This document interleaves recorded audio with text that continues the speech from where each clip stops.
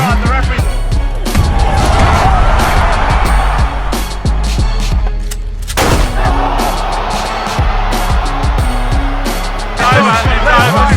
They're gonna stop this. They're gonna stop it.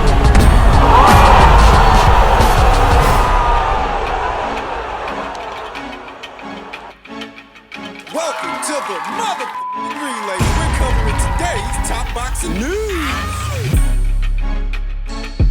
Okay, we'll start with this. Word round the campfire seems to be Netflix is reportedly exploring live boxing shows featuring PBC and Jake Paul. A new contender has emerged. What would be a bit ironic, the PBC ending up on a streaming platform, a streaming app. Weren't they the same ones bashing Eddie Hearn's Matchroom for airing their cards on a streaming app? Boxing and its fragmented picture continue to be fertile testing grounds for broadcasters and streaming services looking to acquire live sporting events amidst rising licensing costs. Netflix is exploring further testing the live sports programming waters with a boxing card headlined by Jake Paul and a separate show headlined by fighters from Al Haymon's Premier Boxing Champions, according to a report published by the Wall Street Journal on Friday. The development and potential venture from the streaming giant arrives after an October 17th announcement declared that Showtime Sports would cease operations and end its 37-year run producing boxing shows. The PBC has been providing Showtime content throughout the last decade, and Showtime's last two shows are set to be staged November 25th on pay-per-view and December 16th on the premium cable network. In recent weeks, media reports have indicated that PBC has been in discussions with Amazon and DAZN as they explore to stage their slate of events in 2024. The PBC roster is headlined by high-profile attractions like Canelo Alvarez, Gervonta Davis, Terrence Crawford, Deontay Wilder, and Errol Spence Jr., among dozens of others. Paul, meanwhile, continues to stretch his brand far and wide. Yeah, Jake Paul's a smart kid. You gotta respect his business savvy. But as far as the PBC and Al Haymon and this rumor, there are a lot of rumors out there about where the PBC might end up. Potential suitors at DAZN, Amazon, now Netflix. Boxing insider Rick Glacier chimed in on these rumors via his own sources, and whether you like Rick or not, by now it's established that he's clued in. He's in the know. He, like me and some others, forecasted that Showtime would end up leaving the sport, so it's worth a listen to what he has to say. And what he says, I'm being told by two solid sources in the know that this PBC to Netflix rumor isn't true, as Haymon, PBC operatives, floated this out there in an attempt to make a better deal with Amazon Prime. The Amazon deal is no money or guarantees, strictly pay-per-view distribution and marketing, and that's not a good deal.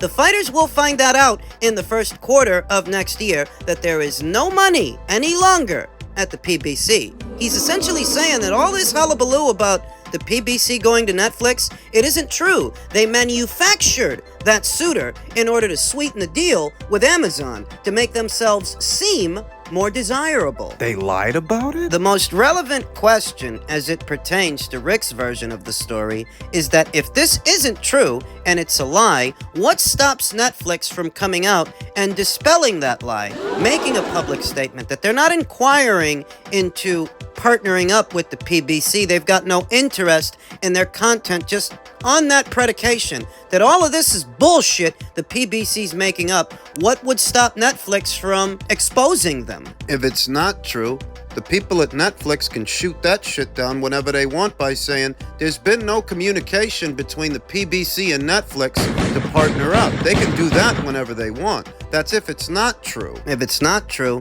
that's an act of desperation. A ballsy move as Al Haymon is backed into a corner and he has a lot of fighters to accommodate and nothing to accommodate them with. Little more than just a distribution deal for pay-per-views with Amazon, not an annual budget? If it's not true, what that accents is how desperate he is and how much he doesn't want his fighters to fight on DAZN, because I'm sure that the people at DAZN they would give him an annual budget. They would give him a platform and a budget to air fights throughout the calendar year, but he just doesn't want to go over there. He'd rather manufacture rumors about Netflix buying into the PBC in order to get Amazon to sweeten the deal? That's pretty fucking desperate. That's if this Netflix stuff isn't true. If it is true, and they are interested, well, what's the advantage? What would be the advantage of the PBC ending up on Netflix as opposed to DAZN or somebody else? Well, Netflix is a huge platform, let me tell you. They've got well over 200 subscribers. 247 million, to be exact. A bigger platform by and large. A bigger platform these days than Showtime, a bigger platform than DAZN. What's the caveat? Just because Netflix has well over 200 million subscribers doesn't mean that 200 million are all boxing fans. That they're going to take in your boxing matches. Just because it's a big platform doesn't mean that those people are there for boxing. What percentage of those individuals are going to tune into PBC shows? That's the question. I don't have the answer. On the predication that the rumors are true and Netflix is interested, the advantage is your fighters would be fighting on a very big platform that draws a lot of eyes on it. But how many of those eyes can you draw to your boxing matches? That's the question. And the other caveat, the continued fragmentation of the sport of boxing. These guys fight over here, and those guys fight over there, and these other guys are on some other platform. Boxing being as fragmented as it is, it really doesn't help things. It just doesn't. And it would be more beneficial to the fighters, their managers, their promoters, and the consumers if there were more consolidation within the sport instead of more separation. It's a lot easier to make cross-promotional fights when the promoters are on the same platform, most of them. Al Heyman, he doesn't want that, which would explain his aversion to going into business with DAZN, a platform that is better acquainted with broadcasting boxing matches, knowing their market value, as opposed to an Amazon, as opposed to a Netflix, if Netflix really is interested. We don't know that they are. Fairly confident that Al Heyman would like more of a commitment from Amazon than just a distribution deal. He could get that kind of a commitment from DAZN, but you see that he doesn't really want to deal with them. Because he doesn't want to deal with someone that knows the ins and outs of the sport, someone that knows them at least a bit better than a Netflix. Netflix don't do boxing, neither does Amazon, not in this country. This is a story that only time can tell. We'll see if the rumors check out about Netflix buying into Al Heyman's PBC. We'll see what's true and what isn't.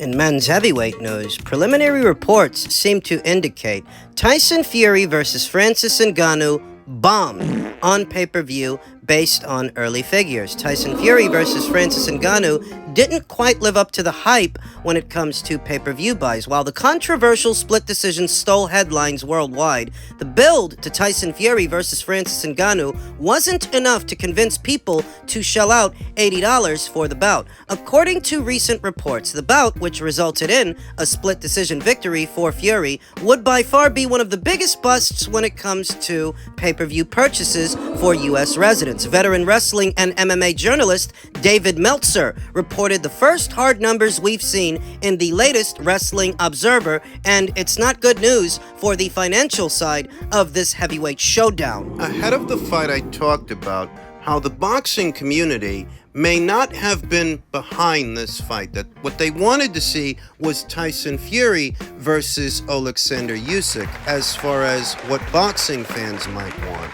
This was often downplayed in the media by Tyson Fury himself, downplaying Alexander Usyk's celebrity, his star power, drawing power, a gross oversight when Alexander Usyk has been catering to the British boxing fans for at least 3 or 4 years now. You're talking about the Bellew fight, the Chisora fight, the 2 Anthony Joshua fights. By now, it's safe to say that the British boxing public knows who that guy is. But according to Tyson Fury, he was just a foreigner, a nobody, and in his place, we got Francis Ngannou. When Francis Ngannou wasn't a titan of industry, not necessarily in his own industry, in terms of marquee value and sales and things of that nature. Francis Ngannou wasn't to the UFC what Conor McGregor was to the UFC. Even Ronda Rousey, he wasn't a bigger draw than she was in her heyday. So the idea that you're gonna put these two guys in the ring with each other... Well, I said it ahead of the fight.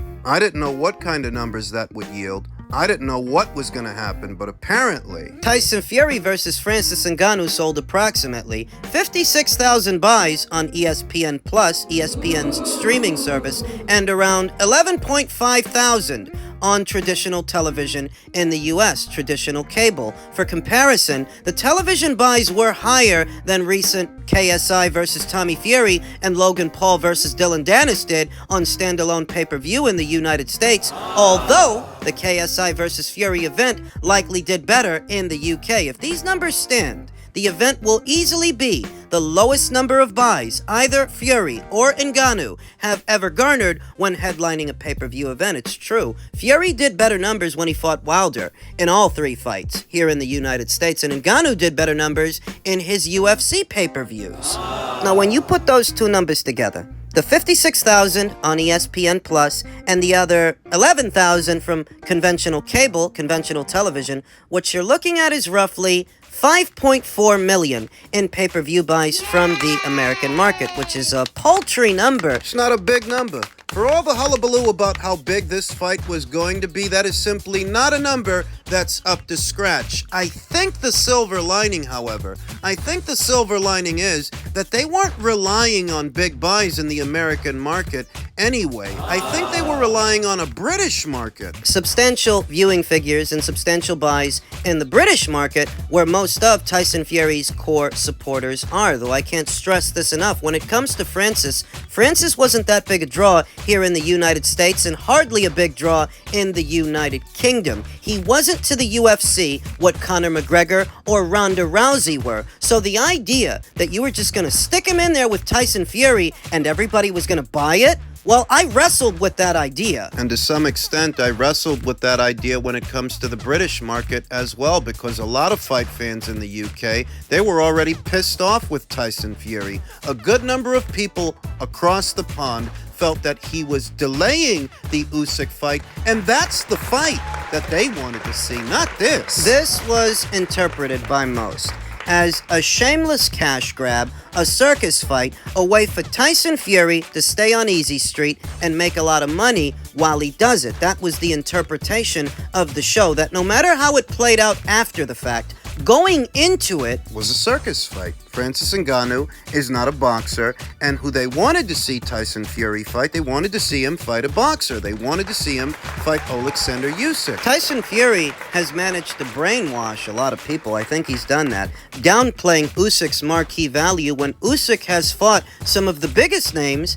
in British boxing, the notariable ones, like Tony Bellew, like Derek Chisora, like Anthony Joshua, and more recently, Daniel Dubois. As I stated earlier, he's been catering to a British audience in one way or another the last 3 or 4 years. They know the man. They know who he is. And Tyson Fury's been pretending that they don't, to diminish his marquee value. Though I'd wager that more of that paying public are actually familiar with Usyk and who he is than Francis Ngannou and who he is, and that more of them would have paid to see Alexander Usyk. Not even because they love Usyk or they don't love Usyk, but because of the nature of the event, the nature of the fight. The last two men standing, the last two unbeaten champions at heavyweight. That would have sold it. Without the British pay-per-view buys and what this fight did in that market, we won't have the full picture. Was this event a success or was it a flop? But at only 5.4 million generated from the American market, from the American buys,